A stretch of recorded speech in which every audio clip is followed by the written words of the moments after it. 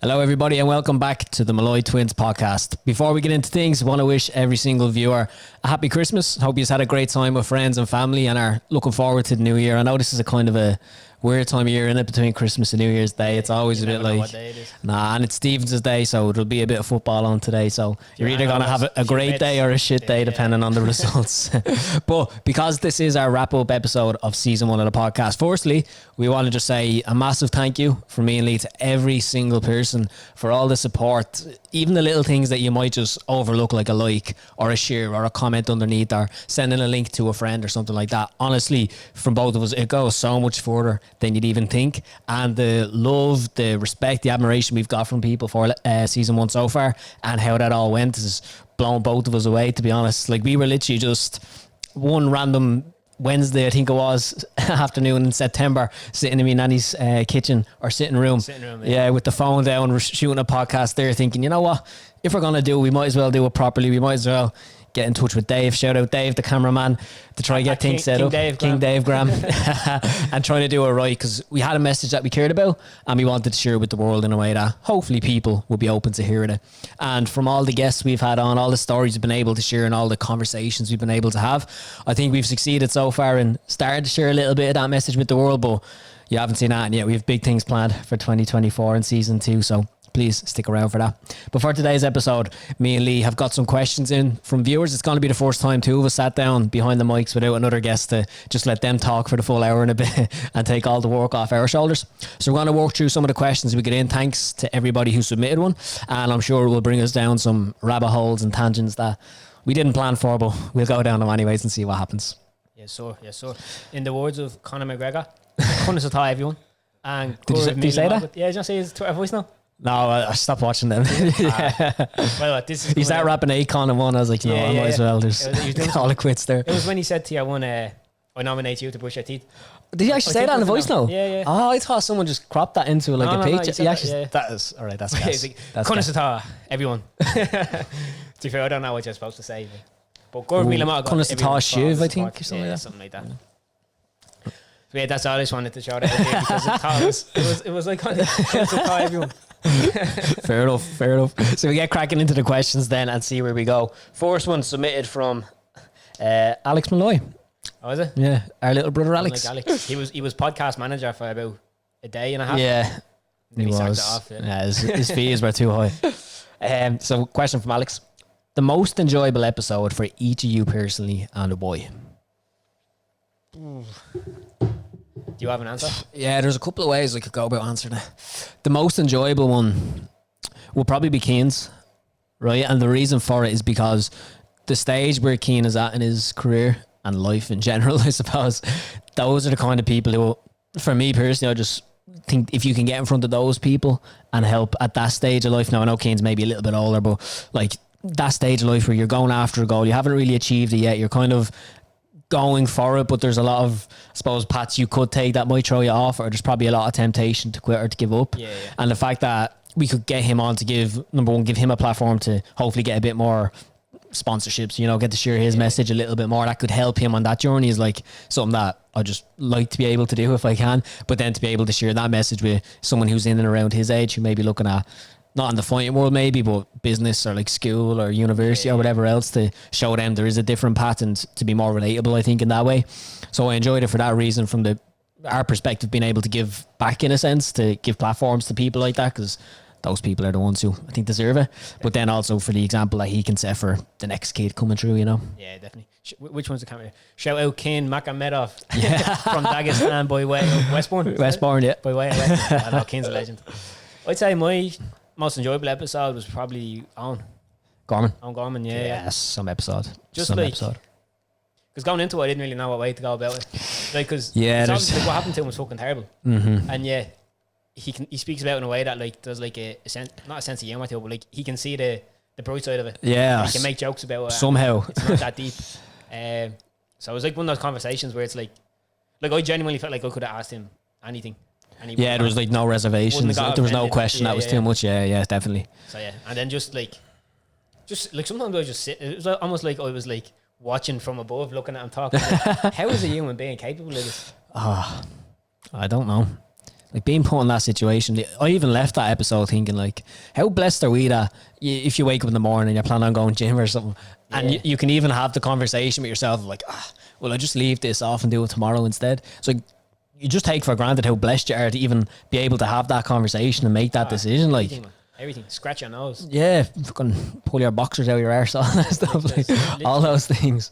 Like to be in his position and to carry yourself the way he carries himself is like, I don't know if I'd be capable of it. I'm sure before this happened to him, he probably didn't think. Yeah, I would have said the same thing. Yeah, one of those situations. But man, like when you talk like heroes, inspirations, stuff like that, Owen's up there. Like, do you know the way like in North Korea, everyone needs a picture of Kim Jong Un in their house? Yeah, I reckon everyone in Killarkin a picture of Ron Gorman in your house. Like, whenever you've been a pussy, whenever you don't want to go to the gym, you want to take the easy way out, you just have to go and look at the picture of Ron and be like, yeah, I'm gonna do it. Bow down and pray. Say a prayer to Saint Kim Jong Un. Kim Jong Un. Actually, right? Yeah, that goes. Cool. Right. What's the biggest mistake or lessons that you learned from season 1? Oh man, there's loads. Pretty much every episode I watch back, I'm like, most of it has got to do with either the way I phrase something, right? Is like I just like phrase things arse ways sometimes. Like, you know, you try to ask a simple question, but like you end up like putting in a load of words that don't need to be there. Yeah. 10-second question takes 2 minutes. And I still haven't got to. Like, all right, was there a question in there somewhere? Yeah. And then talking over, I guess. You know, like you want to say your bit, but they're still saying their bit, and you don't really. Shut up, you. This is my podcast. Stop talking. Yeah, turn off this one. But just podcasts are weird because like you're basically pretending that. Not pretending, like it is an authentic conversation, right? Yeah. But it's also a conversation between like 3 or 4 people that's also being watched by hundreds of other people. Yeah. So like you have to be aware of the fact that other people are listening, but you can't get too caught up in what the listeners are looking for. Experiencing, because you want the conversation to be like as natural as possible. Yeah, I get you. But then sometimes you're like, is this too boring? Should we move topic? Should we change onto something else? So it's like a dance nearly. Yeah. What about you? What's your biggest lesson? I'd say biggest lesson is probably being more open to going where the guest wants to go in some ways. Like I'll go into a podcast episode. Best example is the Paddy Houlihan episode. Yes. Because I came into that with me, I just wanted to talk about his UFC career and how he got on in the UFC, but more importantly, like the whole experience of when he got cut from or had to retire from the UFC because of the blood condition. Because like I just put myself in that position, like, right, I'm after grafting for years to get to this place, and now it's literally just been taken away from me from some blood condition that I've had all my life, but somehow it only pops up now as being an issue, you know. Actually, that way. You didn't read the book, didn't you? No, I haven't read it. So he was always aware of the blood condition. Okay. He just kept it quiet. Okay, that would have been more questions from me. But, so that's where I would have liked to go with the episode, and I think like I asked the question leading up to his martial arts career, and then he went with it and then went down the route of the politics and all the rest. And as I was sitting there, I was like, part of me inside wants to like just say, all right, Paddy, that's cool, man, but like what about you know the way. But as I was listening to it, I was like, clearly he's just fucking passionate about this. This is what he wants to talk about, you know. And like it's our podcast, but at the same time, like this is his story that he's sharing. I think it would have been a terrible episode if I had just tried to force him going down a path that he doesn't want to talk about, you know. Kind of like when we go on to things and they just want to talk about fitness. And it's I don't care about fitness. Well, not that I don't care, but it's not what I'm here to talk about. It's not my message, you know. So that would probably be my biggest takeaway that I'll use moving forward now, is like have a rough idea where I'd like the conversation to go, but be open in the moment to like letting the guest come through. That's something we've both got better at as the season went on. Yeah. Like that first episode with Kenny, I had a list of questions laying up. Like I was like going in for me like Piers Morgan going into I was like, I knew exactly what I was going to say to that. Like he could have talked about the man on the moon, and I still would have said, so do you have any superstitions before that point? Like I just knew what I was going to ask because I was terrified. Yeah. Like cameras, lights, microphone, fuck. Actually, that's something that no one asked, but probably is a question people have about podcasts. Like, how do you find sitting talking into a microphone with a camera looking at you with lights and everything else shining down? I like the first minute and a half of like, every episode. That's why I always try to let you open up and get you to talk first. So I just really, shaking. Slowly I know this chair just be rattling sometimes. Yeah. Or like if I'm doing the intro, like I'll have practiced it in the car before times. Oh yeah. And like in different voices now, like. So, Paddy Houlihan. Paddy Houlihan. Like, which tongue will I use? It's definitely all I'm thinking of. But, it's... You do forget about the camera after a while. Yeah, 100%. Even Owen said that. Yeah. Once you kind of start talking and a bit of back and forth, you kind of, like... You know the camera's here, but you're not thinking about it being there. Well, you've had a lot more experience than me talking in front of cameras and stuff. How do you find it? Yeah, it was different because a lot of the experience I have is on a laptop or something, you know, that way. So it's not quite in person. So that was a bit of a change. But you're right. After your first sentence kind of comes out, and it kind of blows the cobwebs off a little bit. It's kind of like playing football or something. You know the way, like leading into a match, you're kind of shitting it, and then like you're standing there on the pitch, and I was like, oh, for fuck's sake, don't pass the ball to me, don't pass it to me. And then you get your first touch or something, and then you kind of just settle into it. Same thing here. It's like you'll go into it, and you're kind of thinking, not sure about this. I'm not sure where the conversation's gonna go. If an hour and a half to fill, you know, we have like 3 questions or whatever. But naturally, things just kind of happen, and then as you're sitting in it, stuff comes out. So it's interesting. It's weird, but. I obviously had the Need to Lead podcast that I done before doing this, and I think everyone should start a podcast or something similar to a podcast. Doesn't have to be necessarily talking on camera, but even if it's like sharing stuff on social media or whatever. But I think getting yourself to be able to think through things in real time and be able to express your opinions and like think clearly and communicate with someone else, like those are all skills that doesn't matter what you do in life, you're gonna have to talk to people, do you know, that way, and be able to come up with ideas and thoughts, opinions, and kind of be quick on your feet and be able to respond and stuff. So I think it's like a skill set that you just get better at over time. No, definitely. Would you be one to, when you're listening back to episodes, actually, do you listen back to the episodes after we record them? I do, yeah. Partially because we have to edit them, but or do some edits, but yeah, I would listen back to them. Would you like beat yourself up if you made a mistake or if you said something arse ways or whatever? Would you be like reflecting on that, or? No, it wouldn't hit me too hard. I'd like, I don't know what you say, like taking note of it, or I was like, I didn't like how I said that, or you know, just shut up talking, or like something I noticed that I do a lot with guests will be the guest is talking, and I'd be like, you know, that way, and it's like it's just unnecessary. You know, it doesn't add anything. It's like just shut up. So there'd be little things like that I'd acknowledge, and like, all right, going into the next episode, I'll just make sure I don't do that. But what about you? Would you beat yourself up about it? Yeah. I'll be listening back like, what the fuck did I say that? Who's that little oh fuck, it was me. With the, I done the intro for the own episode. Oh yeah. And I was like, and today we're joined with I was like, that's with shouldn't be in that fucking sentence. This is a Trinity College English graduate here. No. Listen, like, why did I say it like that? But then like, would he be like, do you reckon if I just like somehow clip out that part and put in myself? But then after a while, he's just let it go. That's it. I think you always just blow up in your own mind, don't you? Like how big of a deal this is gonna be, and then and nobody knows. No one acknowledges. Yeah. No one even cares. So yeah. What's the next question? Next question: if you could have anyone on the podcast, who would it be? Boy, begin again, yoga. Yes. Alive or dead or irrelevant? Just anyone. I know who your answer's gonna be, but yeah, go on, anyone. But actually, test the twin knowledge here. Who do you think my answer would it be? Christy Dignam. Yeah. Dignam. What a man. But what was it about him? Because you've answered that like 3 or 4 times now. It's always been Git Dignam. What is it about Christy Dignam that strikes a chord with you? I think it was like the fact that he was not very well, like he was Dublin, like he was very unpolished. Do you know see, like he came up at the same time as like U2 and Bono. Did he? Things like that. Jesus. Like Aslan, U2 were around the same time. Right. And it was like U2 were like obviously very like mainstream on in America and all. Whereas like there was just something about Aslan. Just raw, yeah. Yeah. It was like unedited, unfiltered. Yeah, yeah. And Christy, I think, was like the perfect like face of that. Whereas like he had like an amazing voice and had so much potential, but he also had a lot of demons and a lot of like bad habits and stuff like that. And it's like everyone tries to like downplay the fact that they're like a little bit fucked up. Yeah. Whereas like I feel like he was just he recognized his fuck ups, but also knew that his fuck ups made him who he was.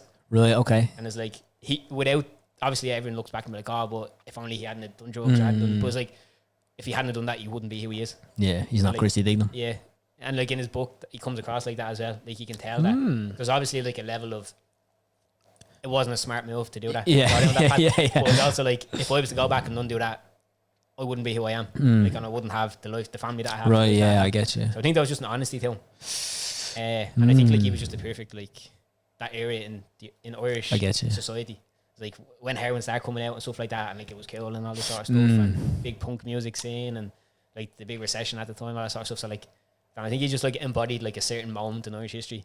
Yeah, I get you. Quite well, and then he was just killed too. So. Fair. Isn't it mad how that's something that sticks out? If someone's honest. Oh, that's like probably like, what the fuck? The older I get, that's the most admirable. It is, isn't it? People, yeah. That's like That should just be basic. Yeah. Nobody wants to admit they're a fuck up. No. They have fucked up. Yeah. They all want It's to mad. give this. Even like on the podcast, sometimes I feel like, not that like I have anything particularly controversial. Yeah. You know, I almost kind of feel yourself like wanting to hold back in case somebody takes something the wrong way. Yeah, or like I get you. this gets like used against you somehow. Definitely. Whereas like, if you just own your truth and your fuck ups, nobody can really use them against you. True. Yeah, you can just live with them and Yeah. at least be at peace with the fact you said what you meant to say, as opposed to hit it in. But as you answer first who your dream guest would be. If we're walking off, they has to be alive. It has to be alive. It's actually changed recently enough from the last time I answered. No, not because I'm dying, just because I was thinking through who I'd like to speak to if I could have a conversation with someone. I would pick Sir Alex Ferguson. Really? Yeah. Fergie, yeah. Don't know why. I think it's 'cause obviously United fan, so there's all that, but also the fact that he probably hasn't got long left. So if you're ever going to chat to him, you probably want to do it soon, that way. So, but what he achieved, studied a little bit about his life growing up just as a United fan and like his journey, and then what he was able to do as a football manager and all the rest of that crack. And then also like the fact his wife died and one of his best mates, Bobby Charlton, died. Yeah. Both within like a couple of weeks of each other. So like, thankfully I haven't been in that position yet, but as everyone gets older, like death is just part of life, innit, that way. And we're all going to be, like, I even think of this sometimes with me, you, Alex and Jado. So there's 4 of us, four boys, 4 brothers. And there's going to be one of us who goes to every brother's funeral but doesn't have any brother left to go to his own. It won't be me. I'm going first. The spice bags take that toll. But like stuff like that I always think I was like, part of like success in life is experiencing deaths of everyone you love. Because if you succeed as in living a long and healthy life, then you're probably going to outlive a lot of the people who you love. And it's like, Jesus, that's fucking rough, isn't it? Yeah, it's a bit fucked up. And like, even if you think of what would be a successful life for us in terms of like being healthy and happy, is like, there's lots of good stuff, but part of that then is you're going to bury your ma, you're going to bury your dad, you're going to bury your nanny, you're going to bury... heavy for Stevens today. I know, man, yeah, it is going, but like those are things that I don't even know why we went down this. Oh, it was about the podcast guest, dead or alive, but it's like stuff like that always comes up, and like, fucking hell, life, it's interesting. It is messed up. It is, but yeah, Sir Alex Ferguson will be the podcast guest that I go on to just to chat about. Probably United, try to get some behind the scenes scoops and stuff like that, But just as a United fan and stuff growing up, it'd be cool. Yeah, no, it definitely would be. Don't know who I'd pick now if I had to be alive. I think I answered Conor McGregor before. You did, yeah. You said Conor. I think that, like, regardless of your opinion of him, like, I'd love to have imagine having 90 minutes just to like a 90-minute sit down, because like any interviews you see with him, they're always like quite short. Yeah, very short. And very stupid. It's like they just asked the most basic. Yeah. Conor, when's your comeback? So Chandler 170. Yeah. And like, given this documentary, you got an insight into like his mentality towards training and stuff like that. But it was like to actually like pick his brain, like his struggles, his demons, even the stuff that got reported on him.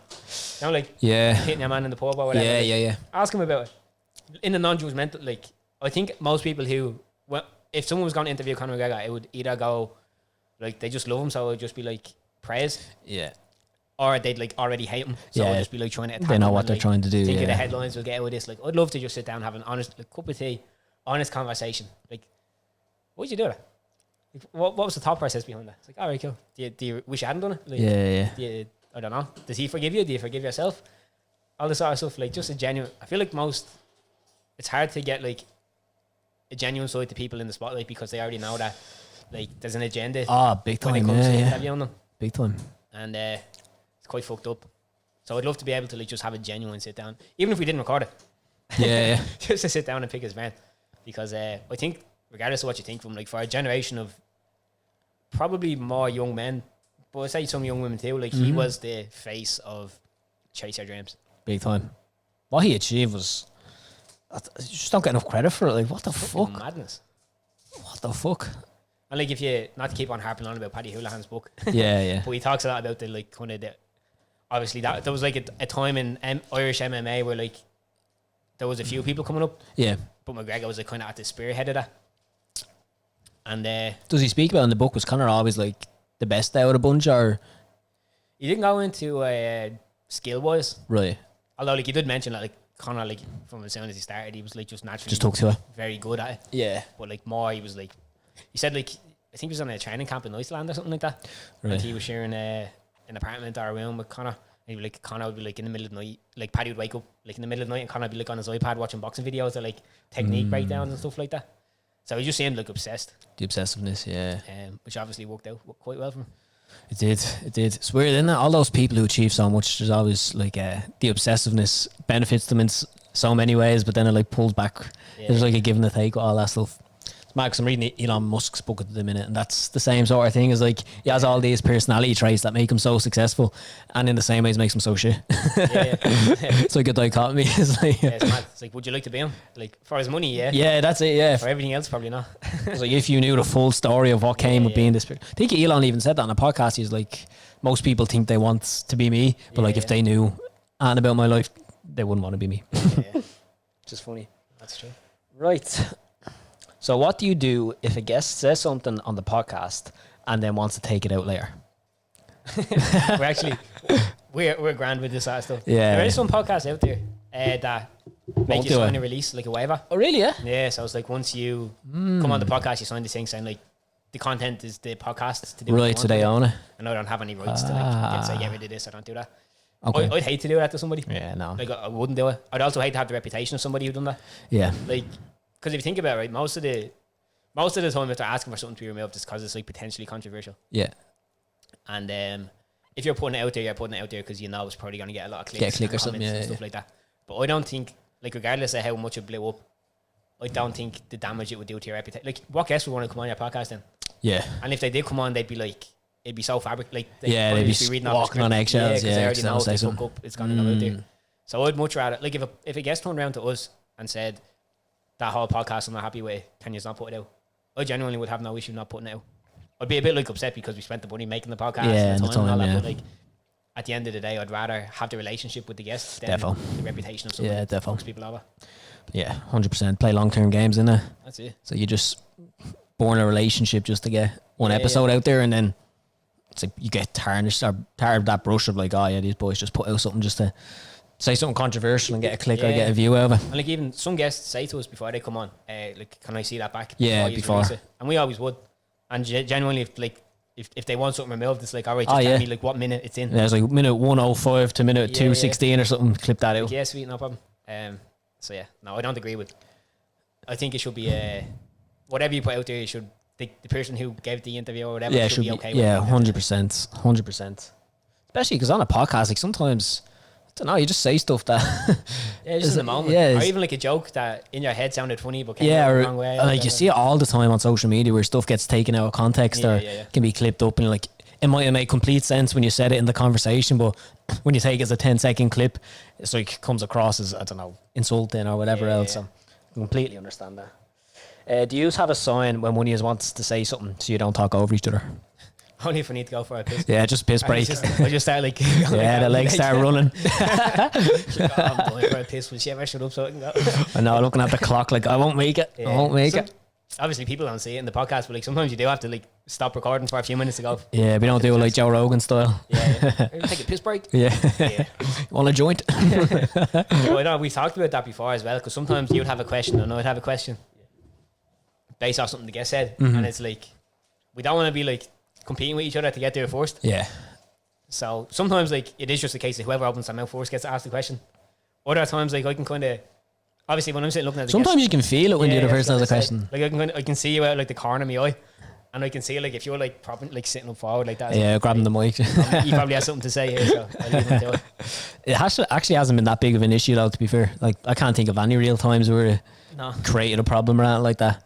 It's like, I think people overthink it. Like it's just a regular conversation. Big time, yeah. Like if you're in your mate's gaff and there was 3 years and you had a question and your mate had a question, like what way would you do it? Like you wouldn't think about it. You just happens naturally, doesn't it? Like, but yeah, we don't have a sign. No. Also, because we like sit side by side, like we couldn't really do something that is goes under the radar because guests looking straight at us. Don't know. Maybe we'll get like a blanket or something. I was thinking, like, do you ever see like some game shows where like there's a buzzer? Oh yeah. I was like, Lee, it is your question. But I know for a fact if I had to like do that as soon as it came out, I'd forget what question I had. Yeah. You just do focus. It's like in those game shows and it's like first one, first. What's the capital of Kenya? Like, oh bollocks. And then it sounds goes, oh, it was Nairobi. I knew that. How do you prepare for the podcast when you just have a guest coming on? There's actually like such a difference between that first episode with Kenny. Oh, jeez, you didn't sleep, yeah? Oh, I spent the whole weekend watching every Kenny Egan interview under the sun.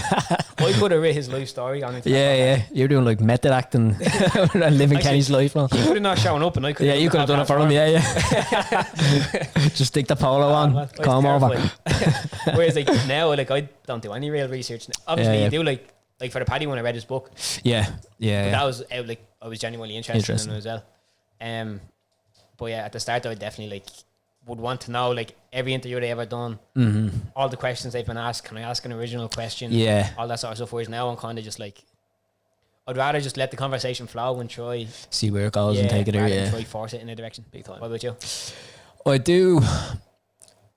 I do enough to have an idea of the guest like background and things like that. But again, I think because of the style of podcast we've done, we haven't necessarily been doing it of like trying to talk about a current event or something that's happening. So there hasn't been a real agenda. It's more so like getting a person on and just chatting to them and seeing where it goes. So I like to have a bit of a background, especially because of like with the book, we know what the 5 rules are within that.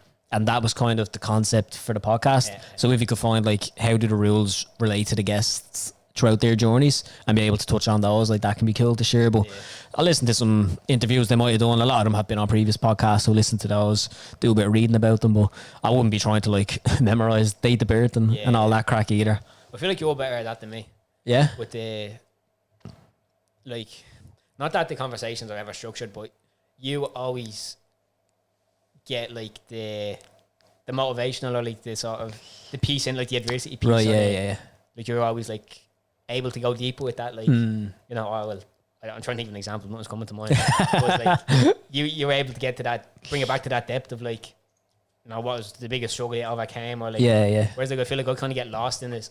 Like I'd be sitting there like with Jackie Fox. I was like, oh, what did Nicole get at McDonald's? Like what was her order? It's like has absolutely no relevance to like anyone's life. But I was genuinely interested. Starving sitting there. Oh, fucking chicken nuggets now. Go on. What sauce did she get? But I feel like that's like some people have said to me as well. Like they feel like that's a good balance. Yeah, dynamic between us. Yeah. It's like you get like the lightheartedness, but also the sort of depth to it as well. I like it.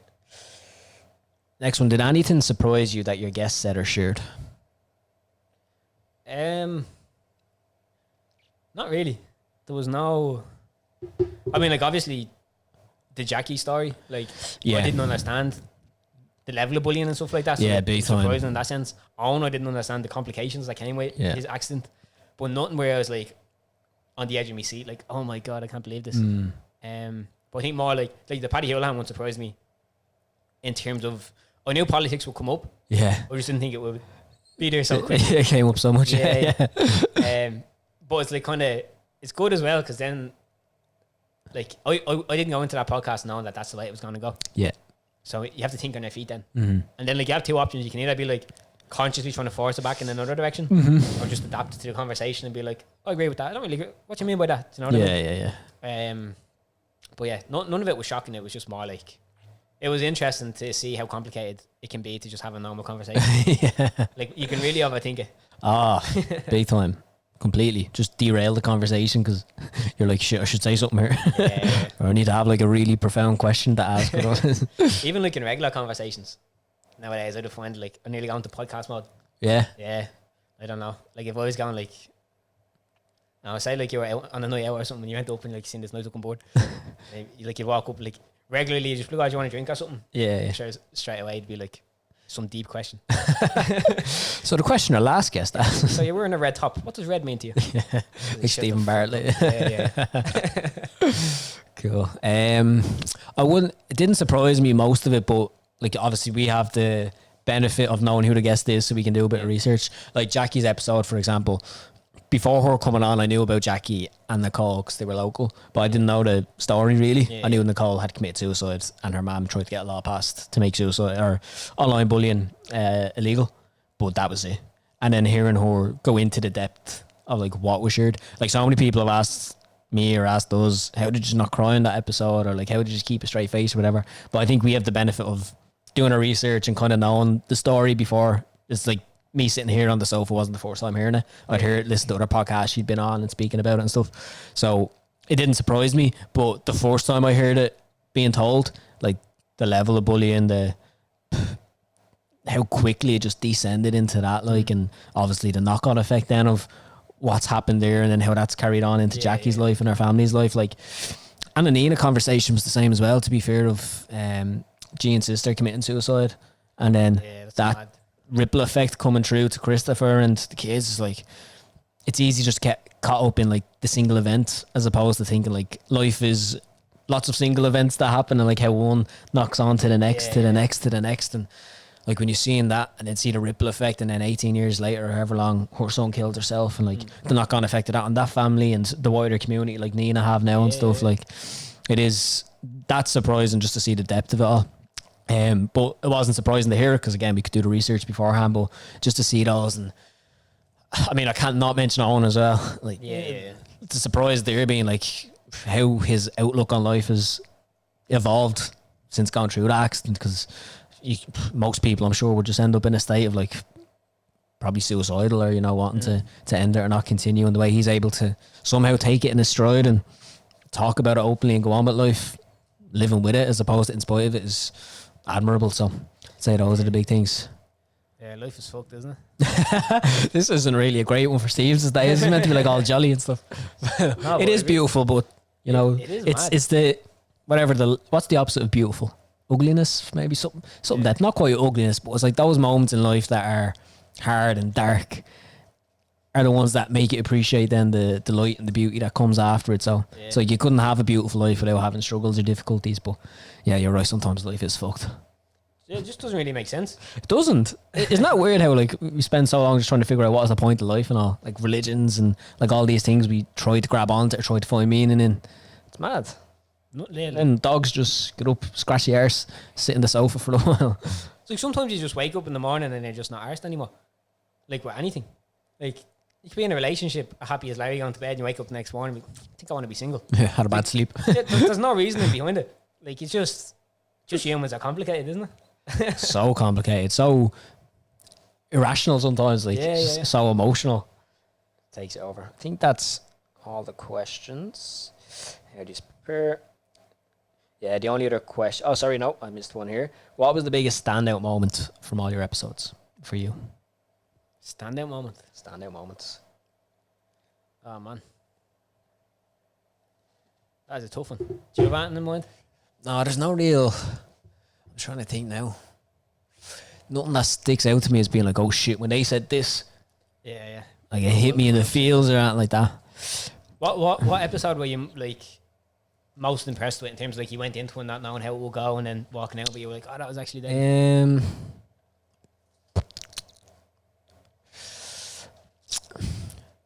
Probably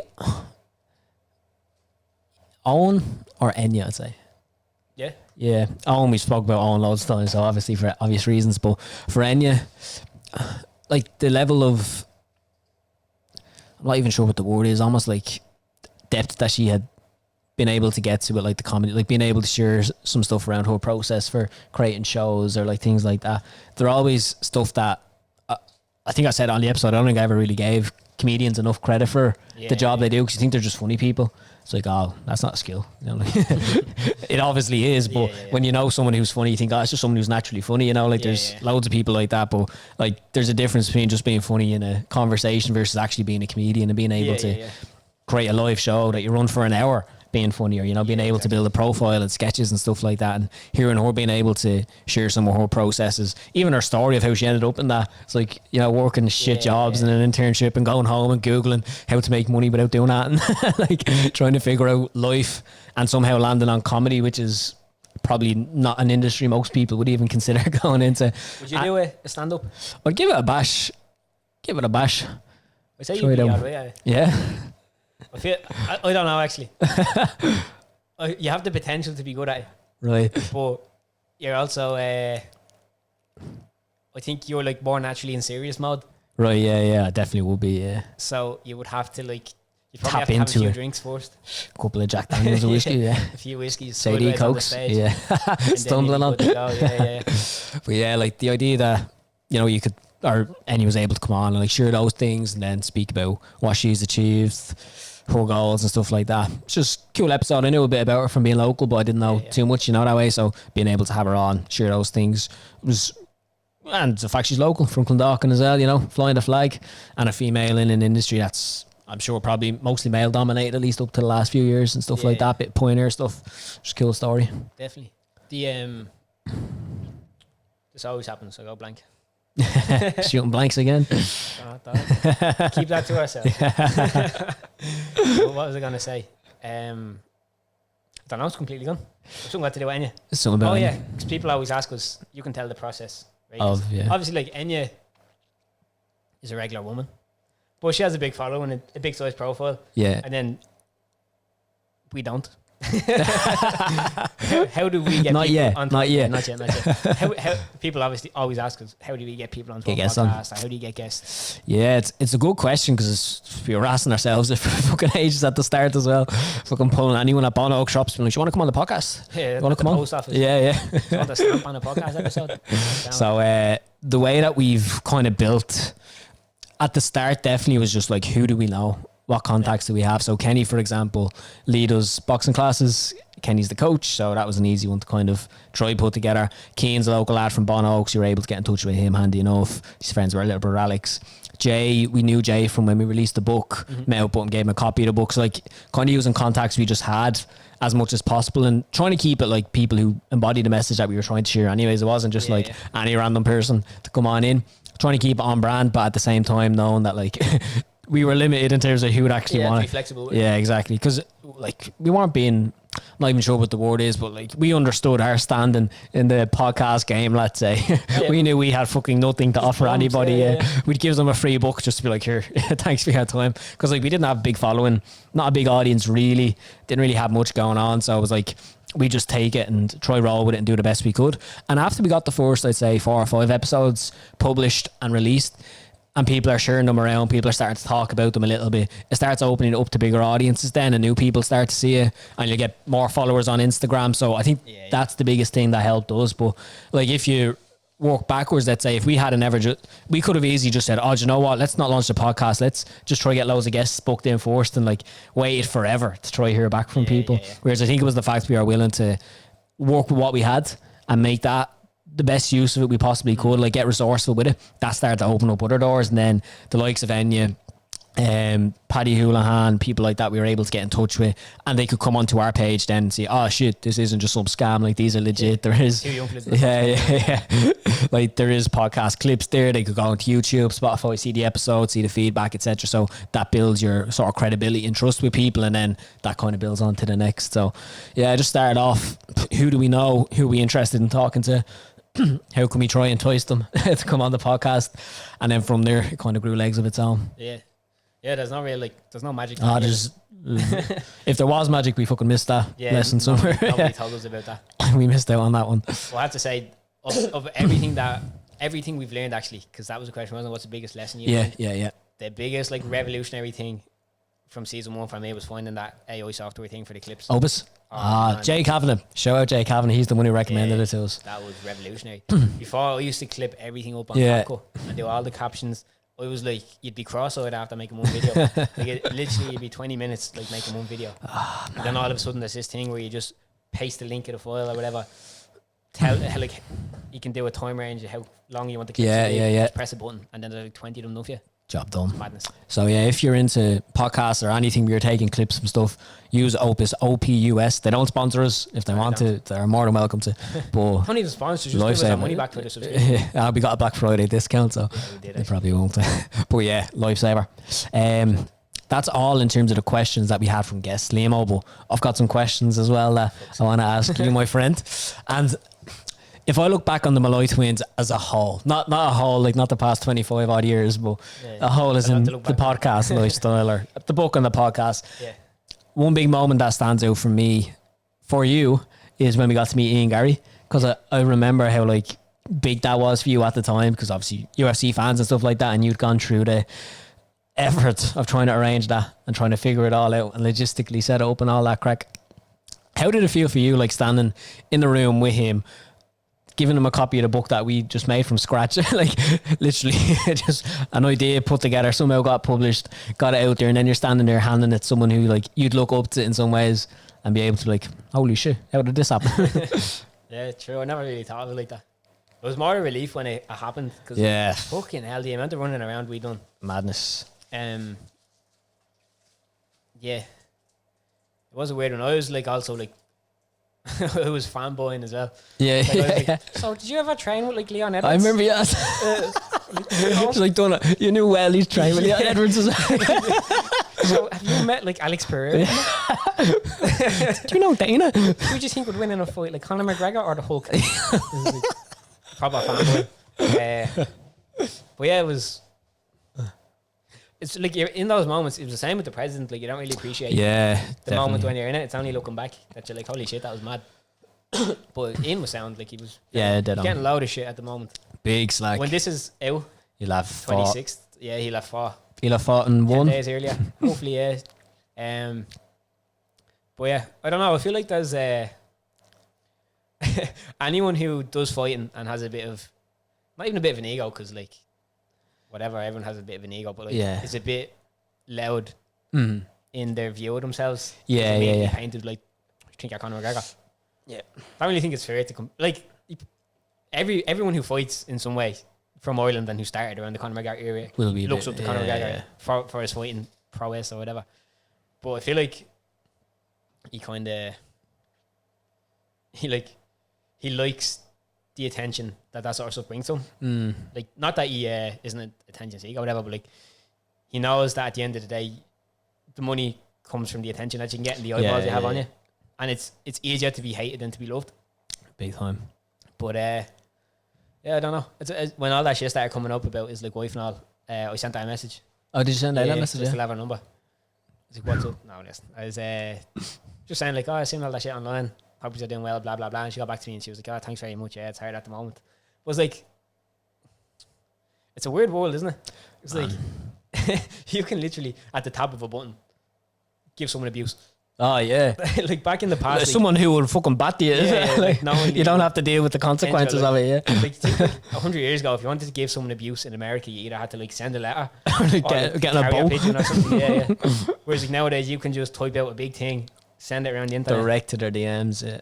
And like it is true as well that bad news spreads faster than good news. Yeah, fact. Like if he had donated, I don't know, 100 grand to your lady's Whatever, hospital, yeah. might have got like some headlines. But like if he comes out and says something negative about somebody or whatever, or does something a bit weird, that's like everywhere. Everyone cares about it. We're interesting creatures, aren't we? I have a question for you though, Go on. because I know the Paddy Houlihan episode was very politics heavy, Yeah. and you're kind of like, not that you're not into politics, but you don't really follow it, and it's like the Irish political system doesn't really like interest you enough to like understand it or study it to any level.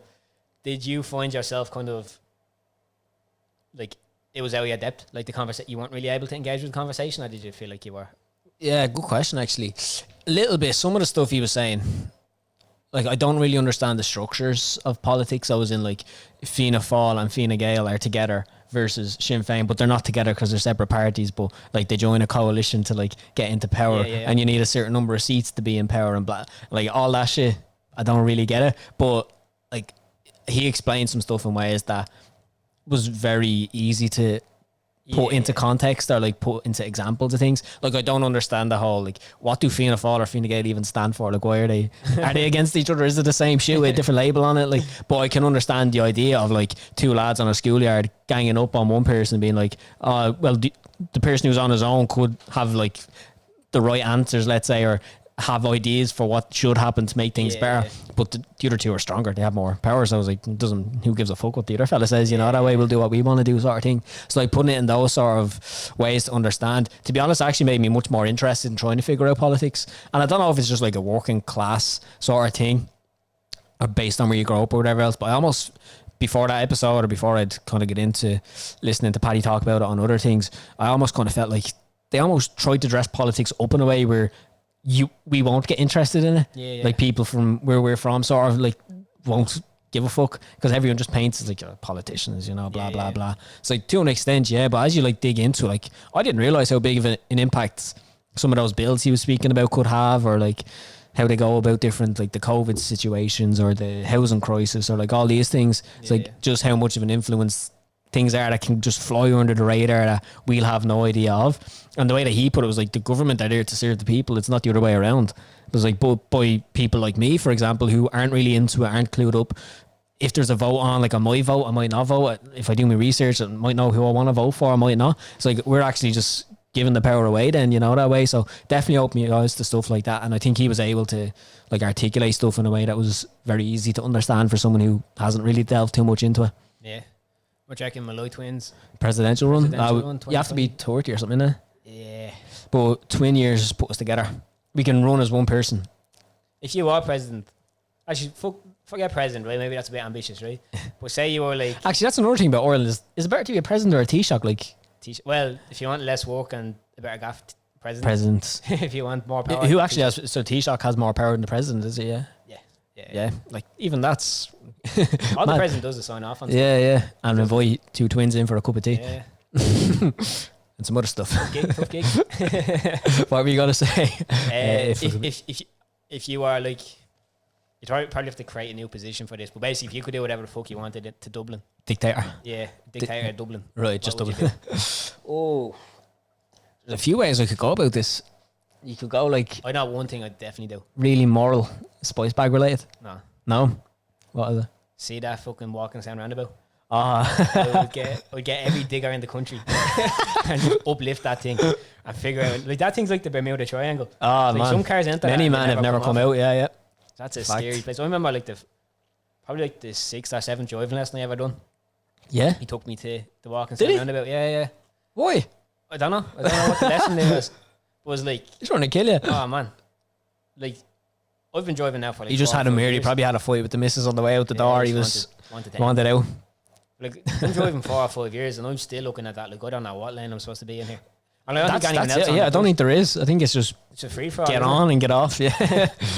Figure it out as you're there. Try not to crash. Like, I'd park up my car and pay someone to tow it off to the right exit. And get back in the car. Get a taxi to the right exit. Fucking hell. Sometimes like, they're just looking at it like that's just things. And it never stops.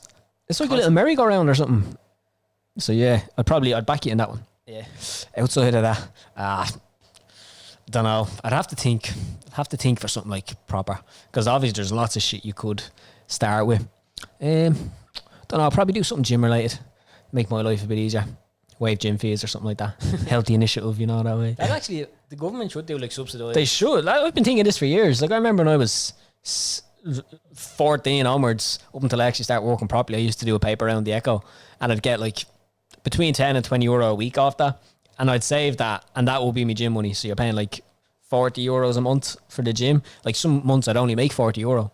Not that way. Yeah. It's like, if there's something you could do to help people get more in, like if we're pushing a healthy initiative or you're pushing people to try to get more active and do more, like, give them a fucking dig out. Yeah. Try and incentivize it a little bit, you know. True. That's 3 things now. If I was running, they'd be like my 3. The walking sound around about. That would need to That's what would just get a belly clap on it, come up one of the nights.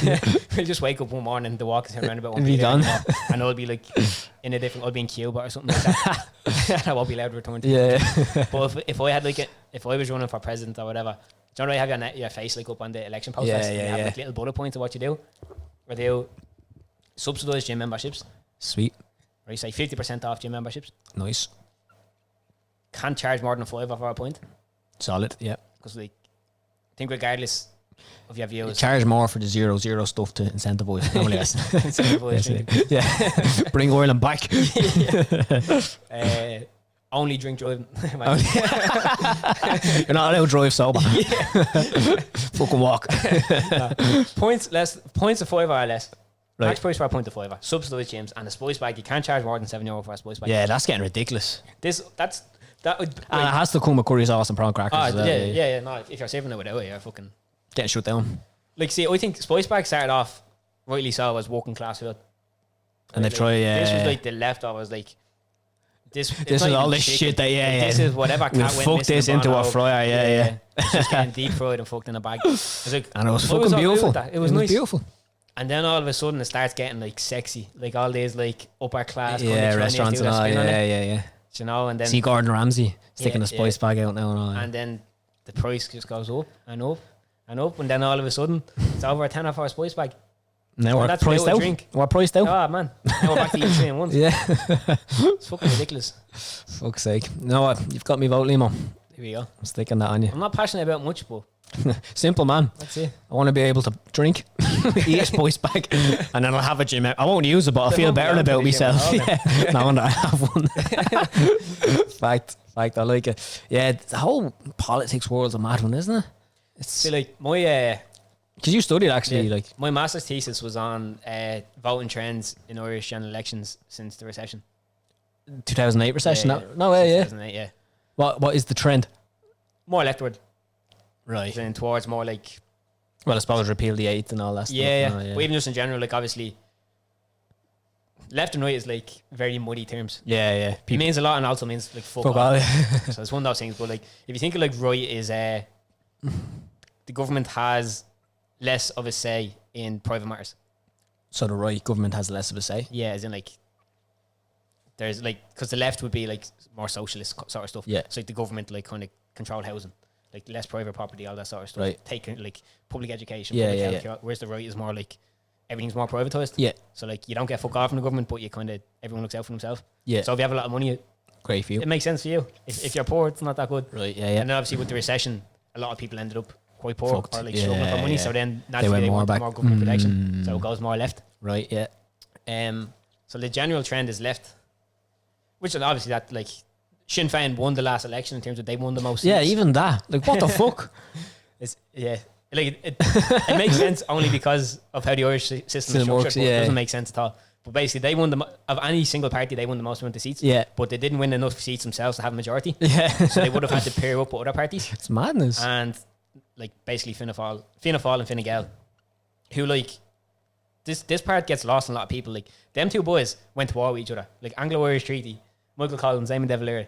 Like that was literally Oh, who was Michael Collins? Michael Collins, Fine Gael. Right, was he?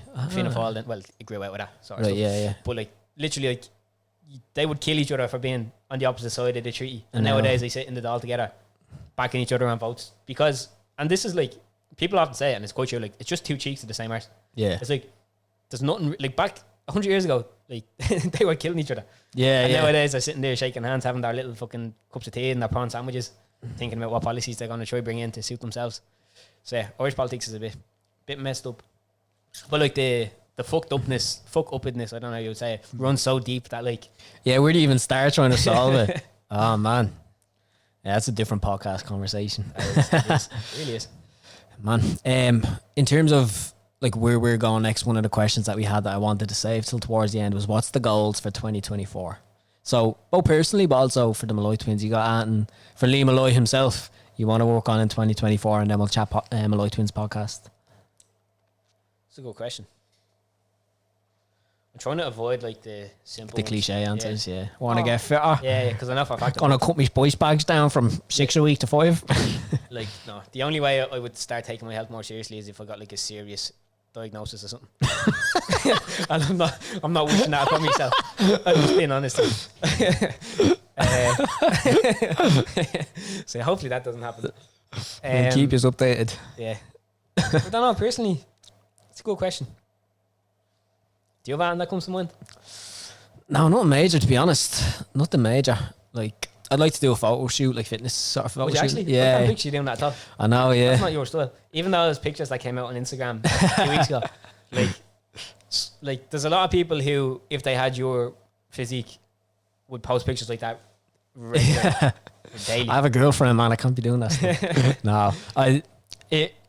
Up until maybe 6 months ago, it's definitely not something I'd even consider. But I think it's more so, I think it'd be cool to have them in years going, because I kind of look back on younger years and regret not having as much pictures. Yeah. Just of life in general, yeah. To look back on or whatever else, you know, that way. And I think in years to come, especially as I get older, have kids, like do all that shit, like I'm not really arsed doing it now, but I'll be even less arsed doing it then, you know, that way. So I feel like it'd be good to have that, and then it could be memories for forever, you know, pictures you can look back on and stuff. So I'd like to do that. Plus I've been interested in the gym and stuff for as long as I can remember now at this stage. So I think it's a nice way to cap all that up, I suppose. I think that's, people always ask us like, how different are we? Yeah. I think like those are like some of the In some ways we're like really similar, in some ways we're like quite I different. genuinely don't see the point in photo shoots.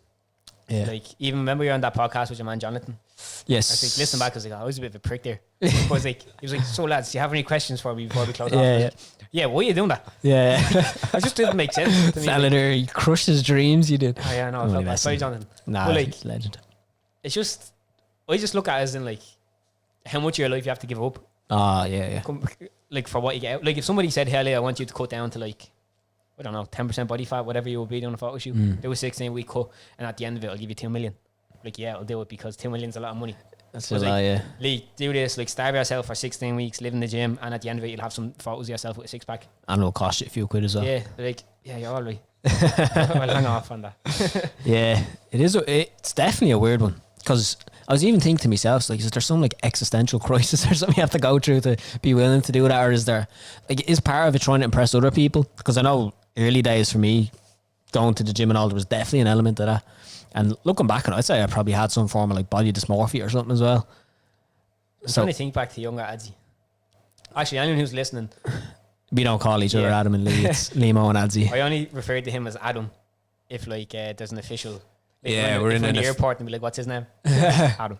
Yeah, I call him Adzi and he calls me Limo.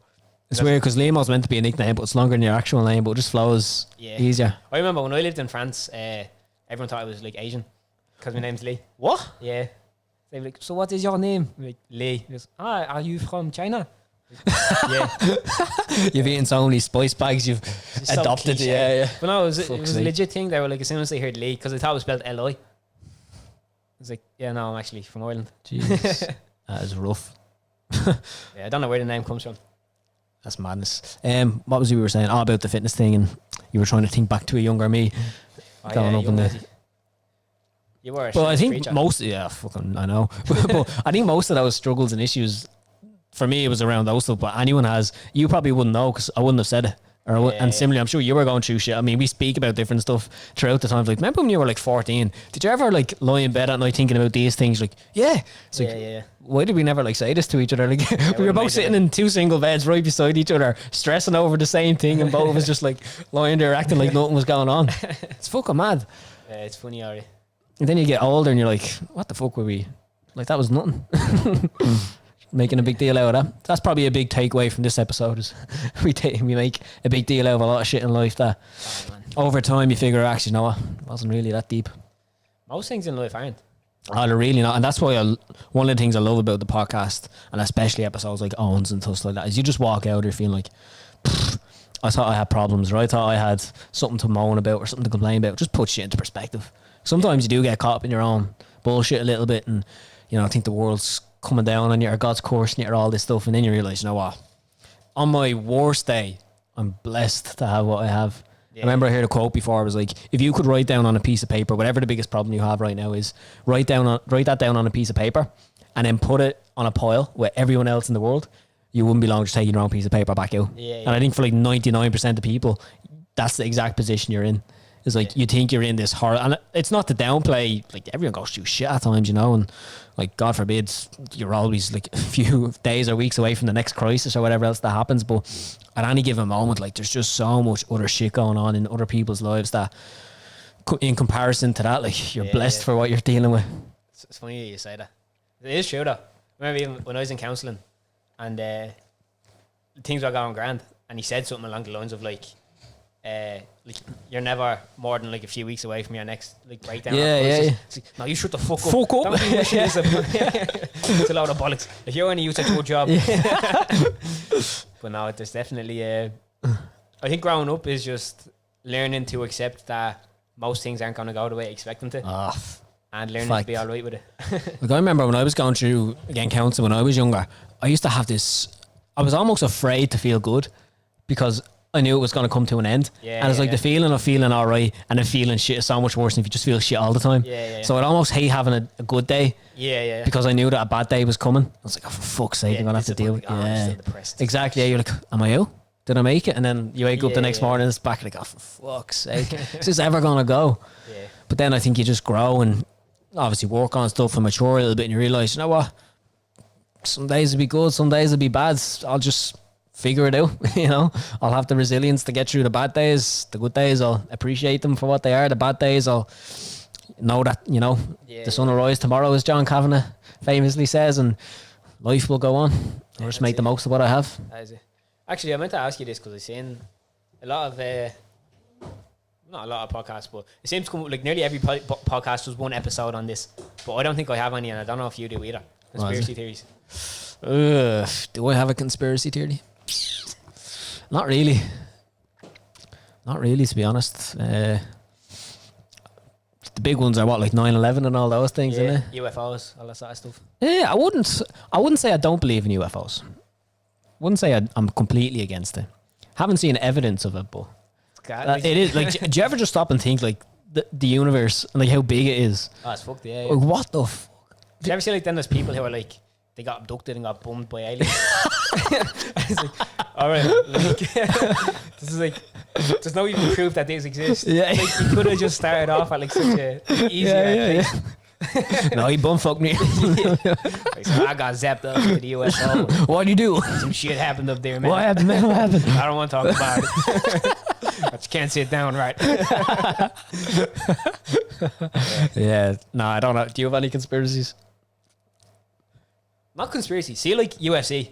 Yeah. And that sometimes I feel like that is scripted. Oh no, yeah. That even like the likes of, I don't know, Premier League and stuff like football matches. Yeah, some of sometimes them things are like, oh, sixth game in a row, they got a 97-minute winner. Yeah. Right. Yeah, there is some stuff that happens that you do kind of raise your eyebrows a bit. You're like, Or sometimes like if something just doesn't go my way, I'm like fucking rigged against me. yeah. Like the lotto. Yeah. Bastards. That one got pulled that ball out. He knew well I didn't have that number. I was waiting on 7 and he took 26. Knowing that I was waiting on. So in terms of goals for ourselves, there's not too much that personally we're going to be working on. That question. I know you did. It's all right, bro. It's all right. I know you don't have much.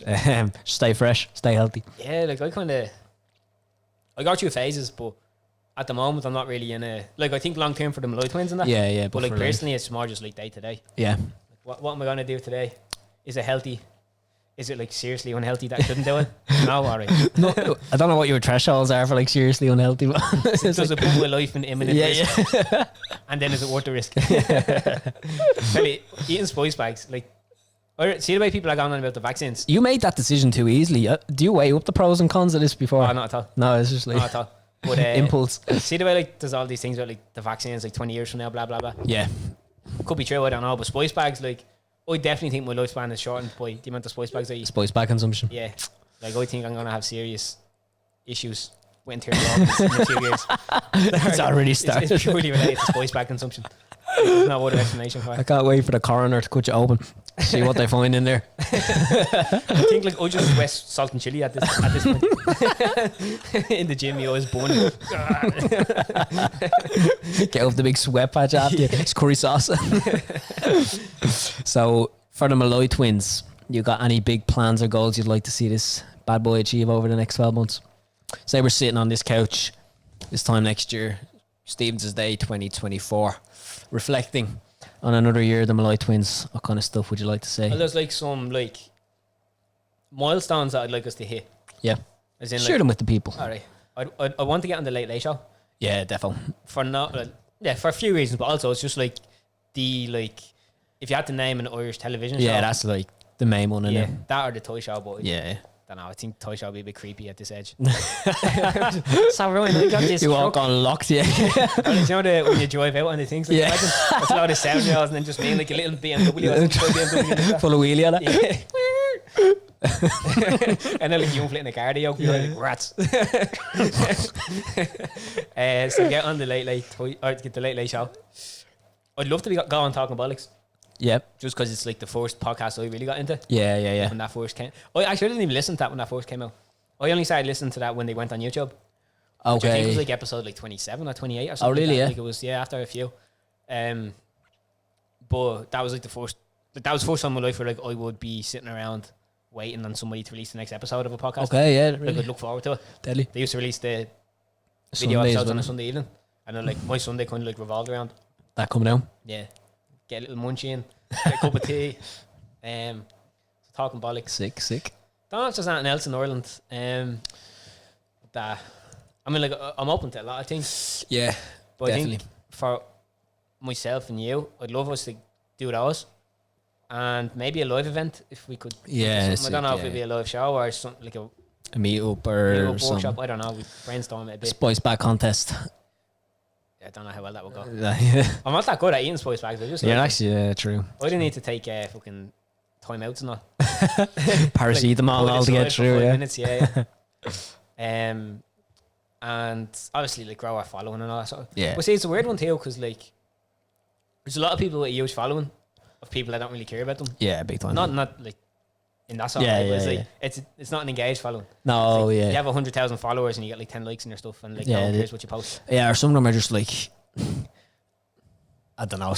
You could follow someone, but you only follow them for one thing. It's like Yeah, if they yeah. put up a funny video, so it's like you're their puppet or something. You know, that way. If you put up a video that's funny, they like it, and outside I don't give a shit. Yeah, you kind of pigeonhole yourself. Yeah. So I'd like to grow our following, but I feel like our following at the moment is quite like we engage a lot with people, But yeah, we try to as much as liking possible. stories, replying to stuff, commenting, I'd Reply like to keep messages, all that stuff, personalised yeah. element to it, and obviously can continue to grow, but like without losing sight of the fact that we're just two Clondalkin boys trying to make something happen. Trying to pay off the man dad's mortgage. Yeah, if they keep annoying me, they'll be paying that themselves now. And I'm invest. They will indeed. Yeah, I'd agree. There's nothing really to add. We've spoken about these things for the last have, like, few weeks. Weekly meetings, yeah. Semi-informal, but yeah. Yeah, yeah. So I go over to Nanny's cup of tea, slice of cake. Nanny, what biscuits do you have left? We talk about the podcast. Yeah, 2 minutes later. Right, that's wrapped up. Nanny, what biscuits? So yeah, those are things that we'd love to do next year, and then we're always open to go with the flow as well, adapt. Like we've had some opportunities that came up this year. Yeah, local stuff as well though. As much as possible, support local entrepreneurs, local businesses. Like the idea of someone, I always think entrepreneurs are like the backbone of a country because it's Yeah, you're always. proper on your- It's yeah. I don't know. Is that like a capitalist or is it? I don't know what the phrase would be on it, but No, you're really interested in business, and you have a real appreciation for people who will like break the mold and sort of. yeah.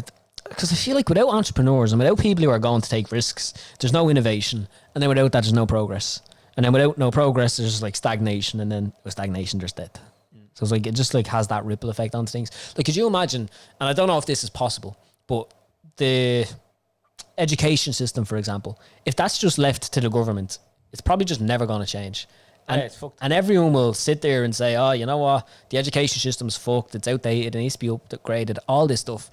But until someone entrepreneurial comes along and has a solution and goes and we'll have to fight a lot of shit to get through that and risk a lot personally in terms of finances and everything else, reputation, status, to go and do something that will probably benefit them really well financially if it works out, but it will also benefit the world. It's like those are the people that I think deserve so much more credit than they get. And like the Steve Jobs of the world. I know he's like a cliche one, but like what Apple has done for everyday people, you know, an iPhone, he started with an idea of like being able to put 1,000 songs in your pocket was his idea for the little thing. I can't even remember the name of it now that came out. I think it was the Walkman, like a Walkman kind of device, or the iPod. And it's like those things, like just having those big mad ideas and going and making something happen, and then scaling that back even to just local entrepreneurs who have a coffee shop, you know, on the street corner, and like get up and grind their arse off and deal with all the bullshit that goes on behind the scenes just to give you a cup of coffee. It's like there's so much shit that goes into that. Sleepless nights, the financial risk, the, you know, spending time away from the kids and the family, all that stuff just to go and follow a dream or pursue something that means something to make life meaningful in some way for them. Yeah. You know, that way there's something so admirable about us. That's why I always like to try support where I can. All right, Azzy, put it out there. Manifest it. If you could get sponsored by one company in the world. Ooh. And by sponsored, I just mean they'd give you a load of free stuff. Free shit. Actually, I have some two in mind of what it would be. that you think For I'd you. say. Yeah. What's Right. it? Nike? Yeah. It is Nike, yeah? Yeah. It's so predictable. What's the other one? It's kind of silly. I don't think you use them anymore, but My Protein or some like supplement I don't, companies. because since Brexit, they're a pain in the arse to Oh, are they? get deliveries from and stuff. But yeah, Nike just because of the Phil Knight story. But like, in some ways, I'm a hard customer to sell to, but in other ways, I'm really easy to sell to. Because like, for example, I would have never had any interest in Tesla or anything like that, for example, right? But now after reading Elon Musk's book, I was like, if I had a few quid, I'd buy a Tesla. not because I give a fuck about Yeah, Teslas, just because I want to support that. Or like, it's Did you like, see the Cybertruck, Yog? yeah, See yeah. how fast it is? Oh man, it's sick. What the fuck? It's mad. But the same way, like even Gymshark, that company, I don't really necessarily like Gymshark because I don't know, just growing up I associated with posers in the gym and stuff like that, you know, we're in a Gymshark tank top. But then when I got to know about the owners and the founder story, like Ben Francis and Lewis, and two teenagers growing up, made a fitness business, clothing business, and then grew it to that. I was like, I've bought plenty of Gymshark stuff purely just because I want to support the business, you know the way. So if you ever want money off me, just like set up a business and tell me the story of how you set it up, and I'll probably buy shit. True. Yeah, you're an easy enough man to sell to. In those ways, pull at the right strings. You're like, take my card. Yeah, fucking take it.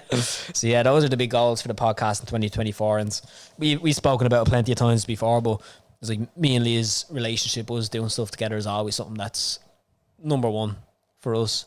Oh man, the most important thing. Honestly, like if we set up, I don't know if it's even possible. Like, see on Post, yeah, they have no competition.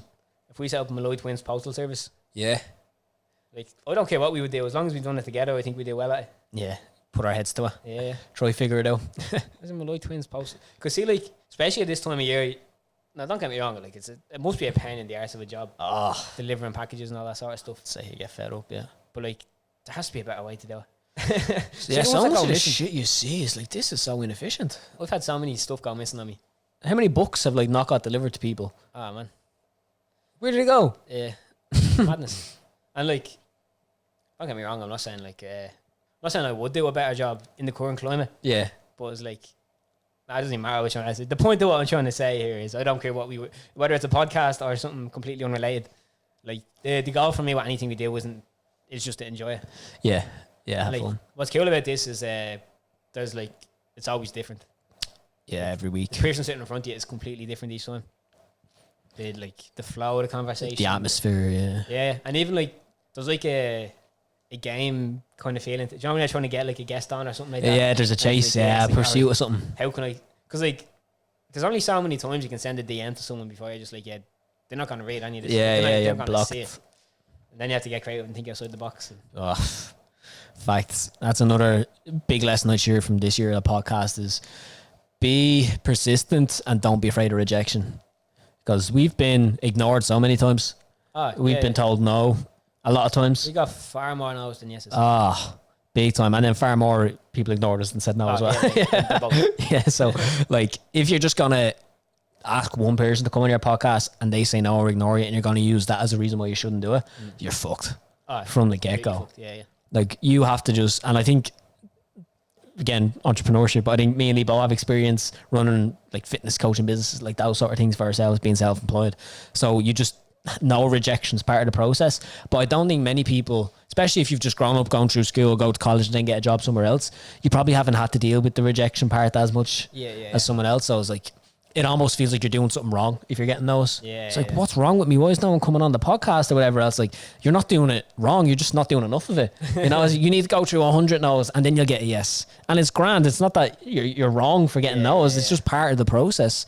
So I think that's a big thing I took away from this season as well, is just to be relentless in that pursuit. It doesn't mean you're going to get every single person. I'm not saying like hockey their DMs out, show up at their gaff, knock down the front door, try to get them on. But like, don't just give up at the first no or the first time someone rejects or the first time someone ignores a message. Like, keep going. Go back the next time. Go to somebody else. Because you'll only really fail when you quit trying and when you stop. So as long as you stay in the game and keep showing up, something will happen. And take it from us who managed to scrape a full season of podcasts out of an idea we had sitting in our nanny's sitting room. Fact, like before the podcast, never spoke to Kim McCartan. Nope. Never spoke to Enya. Nope. Never spoke to Meg Wren. Nope. Never spoke to Jackie Fox. No, Paddy Houlihan. Never spoke to Paddy. Never spoke to Owen. Well, knew of Owen, but I never had a conversation with him. Jean, Nina, we never spoke to them really. Yeah. 5 or 6 years ago. Yeah. Like a brief interaction with them. So that's what 7 of our 10 guests before we set this up had like almost none. Little to no. Zero. Awareness of our existence. But it's just life, isn't it? The more is. you put yourself out there, the more stuff comes your way. It does indeed. Anything else, my friend? I don't think so. It's been an hour and 20 minutes or so. People, at this stage, Stevens' day. People are probably getting thirsty. Yes. There's some cans in the fridge that need to get sunk. Indeed. There's some scraps with the family that need to go down. There's a stuff and sambo to be had. So I think we'll leave it We'll at wrap that, it up. will we? Well, we'll wrap it up there. Thank you, everybody, for listening in, as always. As we said, this is the final episode of season 1, but it's not the last of the Molloy. Well, it could be, but hopefully it's not the last of the Molloy Twins. We will be back for season 2, kicking off in the new year. First episode. Actually, I wanted to ask you that question. Oh, yeah, go ahead. If I died, would you keep doing the podcast? This is like when your missus says, if I was a worm, would you still love me? It's more important. Yeah, this is. Yeah, you have my permission. To keep going with it. Yeah. I'd do something in your memory. Not sure if it'll be the podcast, but there'll be something for Liam Lloyd to live on with. You wouldn't remember the quote. I think we said it on 3 episodes. I'll say it again here. You die twice. First time when you're buried in the grave. Second time, the last time someone mentions your name. Liam Lloyd would never die. Nice.